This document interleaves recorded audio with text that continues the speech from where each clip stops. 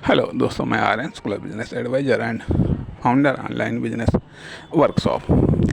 आज हम बात करेंगे बिजनेस अलर्ट बांग्लादेश हिंसा पर टिप्पणी करना चाहेंगे।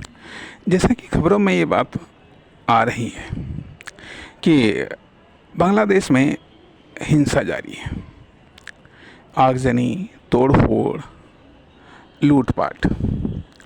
लूटपाट जारी है।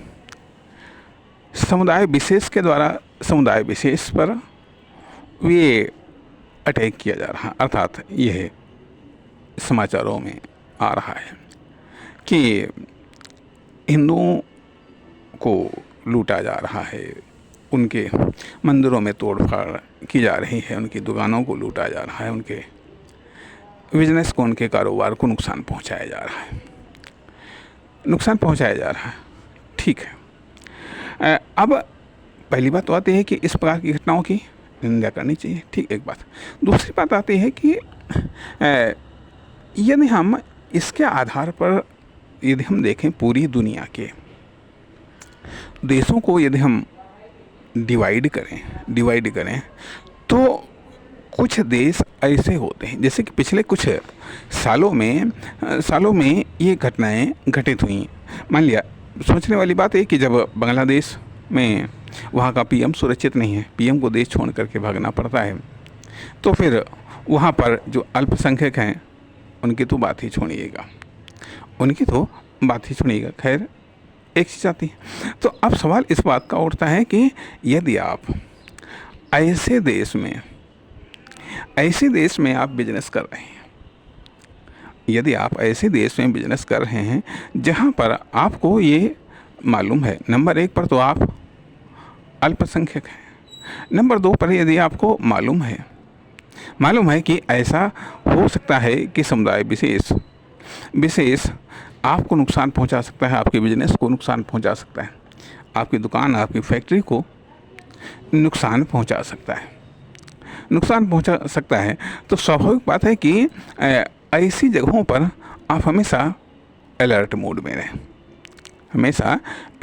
में रहें, और ख़ास करके तब जब ऐसा ये लगने लगता है कि सरकार भी सुरक्षा नहीं दे पा रही थी। सरकार भी, जैसा कि खबरें आ रही हैं कि सरकार ने प्रयास किया होता है, तो निश्चित तौर पर जो मान लिया हिंदुओं के साथ में ऐसा नहीं हो पाता, न वहाँ के पीएम को भी देश छोड़ करके नहीं भागना पड़ता। ठीक है, तो कहने का अर्थ है यह चीज़ है। बांग्लादेश तो एक उदाहरण है, तो ऐसे बहुत सारे देश हैं जहाँ पर बहुसंख्यक के द्वारा अल्पसंख्यक लोगों पर अटैक होते हैं। इस प्रकार से हम ये कह सकते हैं कि ऐसे हाई सेंसिटिव देश कहे जाते हैं। ऐसे देशों में कि जब इस प्रकार का अटैक होता है तो फैक्ट्री, दुकान, मकान, यहाँ तक कि जान बचाना मुश्किल होता है, तो फिर फैक्ट्री, दुकान, मकान, बिजनेस को कहाँ से बचाया जा सकता है, और फिर दोबारा वहाँ पर सेटलमेंट नहीं किया जा सकता है। जैसे कि मान लिया, ये एक बांग्लादेश उदाहरण है, ठीक है। जब 1947 में भारत पाकिस्तान का बंटवारा हुआ था, तो न जाने कितने लोग पाकिस्तान से किन दुर्दशा में वहाँ से भागे थे, बताना मुश्किल है। मतलब किस तरीके से वहाँ से सब कारोबार छिन्न भिन्न नष्ट हो गया जाकर के। क्या हुआ, वो एक अपने आप में भयंकर त्रासदी, ठीक है, त्रासदी वाली कंडीशंस हैं ये। तथा इसके अलावा अतीत में जैसे कि इराक पर अमेरिका के द्वारा आक्रमण किया गया, तबाह किया गया, वहाँ के लोगों को भाई कारोबार वगैरह हर चीज़ तबाह की गई। या मान लिया जब लादेन ने अमेरिका की टावर को उड़ाया था, उसके बाद में अफ़गानिस्तान पर अमेरिका ने हमला किया था। अफ़गानिस्तान तबाह हुआ। अफ़गानिस्तान तबाह हुआ, न केवल अफ़गानिस्तान तबाह था, तो वहाँ पर कारोबार करने वाले जो भी लोग थे सब तबाह हुए, सब तबाह हुए। या फिर अभी कुछ समय पहले इसराइल पर अटैक हुआ, फिर इसराइल ने गाज़ा पर अटैक किया, गाज़ा पर अटैक किया। गाज़ा का सब उद्योग व्यापार सब तबाह हो गया, व्यापारी उद्योगपति सब तबाह हो गए, सब तबाह हो गए। या मान लिया अभी जैसे रूस का यूक्रेन पर युद्ध चल रहा है, रूस का यूक्रेन पर युद्ध चल रहा है, या यूक्रेन के द्वारा रूस पर युद्ध चल रहा है। यूक्रेन में भारी तबाही हो रही है, वहाँ का उद्योग व्यापार, उद्योगपति व्यापारी सब तबाह, सब तबाह हैं। तो कहने का अर्थ यह एक क्या नाम, ये विभीषिकाएँ 3 प्रकार की होती हैं। एक विभीषिकाएँ होती हैं जब किसी समाज या समूह विशेष के द्वारा इस प्रकार के अटैक या आक्रमण किए जाते हैं, नंबर 1 चीज़। नंबर 2 पर जब किसी समाज या समूह के द्वारा इस प्रकार के अटैक किए जाएं और सरकार का सपोर्ट मिले, ये कंडीशंस, अर्थात जब सरकार रक्षा करने में एक्टिव न दिखाई दे। ठीक है, तो ये चीज़ सेकंड कंडीशन। तीसरी कंडीशन ये, जब किसी दूसरे राष्ट्र का अटैक हो। ये 3 कंडीशंस बिजनेस के लिए बड़ी भयंकर विभीषिकाएँ हैं, तो निश्चित तौर पर पहली बात तो आती है कि ऐसे देश या ऐसी जगह बिजनेस के लिए या बिजनेसमैन के लिए सबसे खराब जगहें मानी जाती हैं। एक चीज़, यदि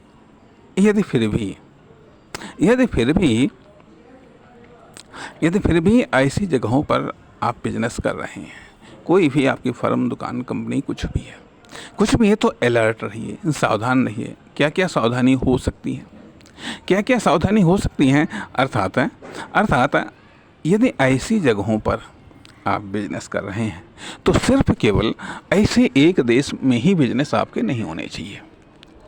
अर्थात इस प्रकार की यदि आप बिजनेस कर रहे हैं तो आपका बिजनेस दूसरे देश में भी होना चाहिए, ताकि जब भी ऐसी स्थितियाँ उत्पन्न हो सकें तो आप आसानी से दूसरी जगह आप शिफ्ट हो सकें।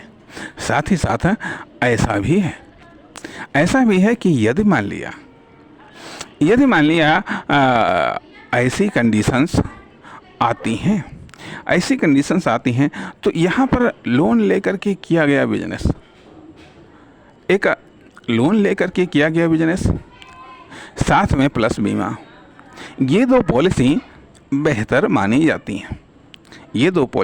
मानी जाती हैं। अर्थात यदि आपने लोन लेकर के बिजनेस किया हुआ है, ठीक है, कोई फर्म है, कोई कंपनी है, कोई दुकान है, साथ में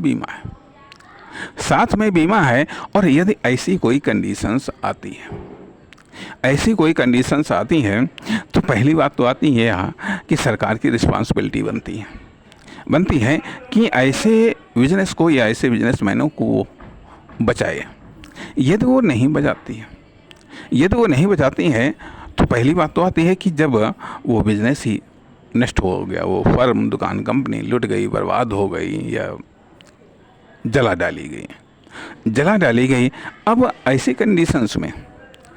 कंडीशंस में मैं मान लिया, चूँकि अब प्रथम दृष्टया आपका पैसा नहीं लगा हुआ है, आपका पैसा लगा नहीं है, कर्जा है, ठीक है, कर्जा है। तो अब सवाल इस बात का उठता है कि साथ में आपने बीमा करा रखा है, इसलिए आप सुरक्षित हैं। सरकार और बीमा, स्वाभाविक बात है, वहाँ की लोकल कंपनियाँ, अर्थात वहाँ की एक ऐसी कंपनियों से जिनसे आपको लगता है कि हाँ मान लिया महत्वपूर्ण चीज़ है, ये महत्वपूर्ण चीज़ है कि बीमा आप करवाइए, बीमा करवाइए।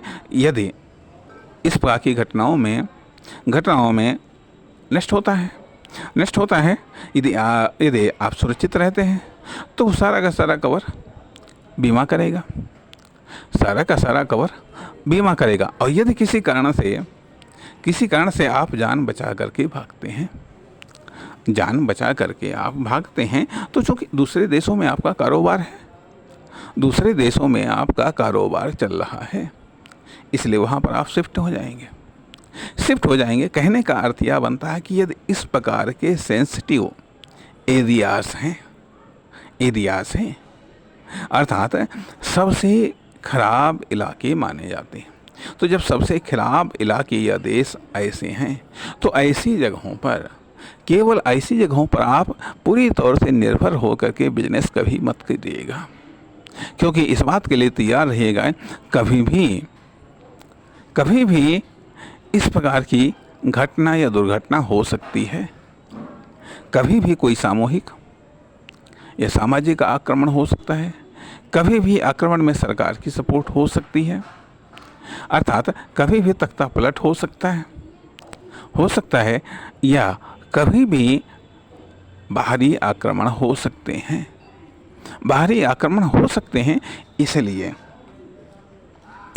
इसलिए आप ऐसी जगहों पर आर्थिक रूप से भी, व्यावसायिक रूप से भी और लाइफ के दृष्टिकोण से भी अलर्ट और एक्टिव मोड में रहिएगा, साथ ही साथ सेंसिटिव मोड में रहिएगा और वहाँ पर उन जगहों को प्राथमिकता दीजिएगा कि अर्थात यदि हम देखें तो ABCD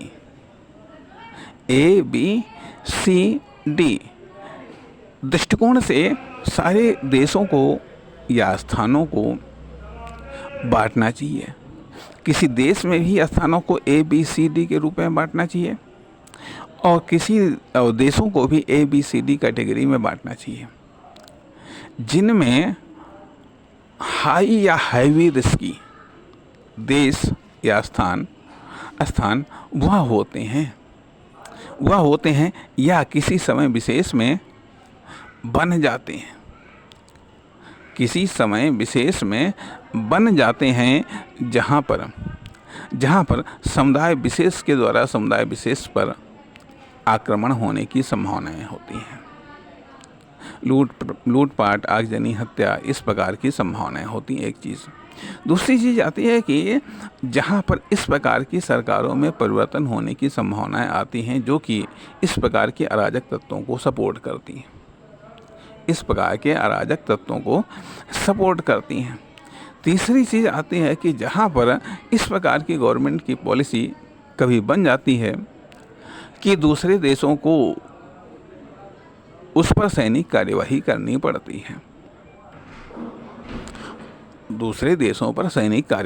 पड़ती है, तो इन तीन दृष्टिकोणों से यह मान लिया, जहाँ पर आतंकी हमला या इस प्रकार के आपराधिक हमला, या ये कह लिएगा कि जहाँ पर कभी कभी क्राइम रेट जब बढ़ा होता है, तो ऐसी जगहों पर बेहद सावधान, सतर्कतापूर्वक बिजनेस करने की आवश्यकता है, पूंजी लगाने की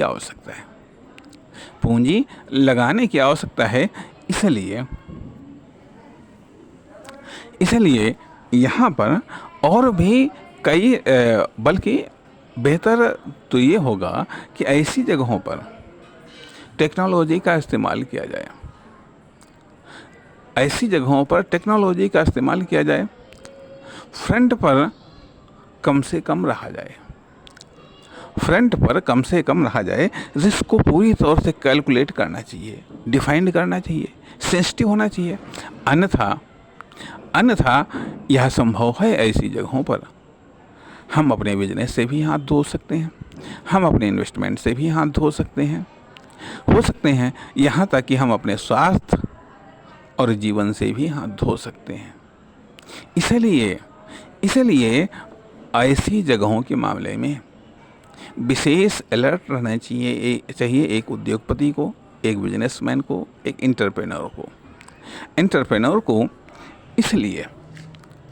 इसलिए विशेष सावधानी रखनी चाहिए और इसके साथ ही साथ सुरक्षित या सेफ जोन को प्राथमिकता देना चाहिए, चाहे वह देश हो, चाहे वह स्थान हो तथा समय समय पर एक और विशेष महत्वपूर्ण, समय समय पर स्थानीय व देश की सुरक्षा की अपने हिसाब से समीक्षा करनी चाहिए। समय समय पर देश की या स्थानीय लोकल सुरक्षा की समीक्षा करनी चाहिए, एक जीवन के संदर्भ में, बिजनेस के संदर्भ में, इन्वेस्टमेंट के संदर्भ में। इसलिए यह एक विशेष business alert special for Bangladesh हिंसा। नमस्कार, धन्यवाद।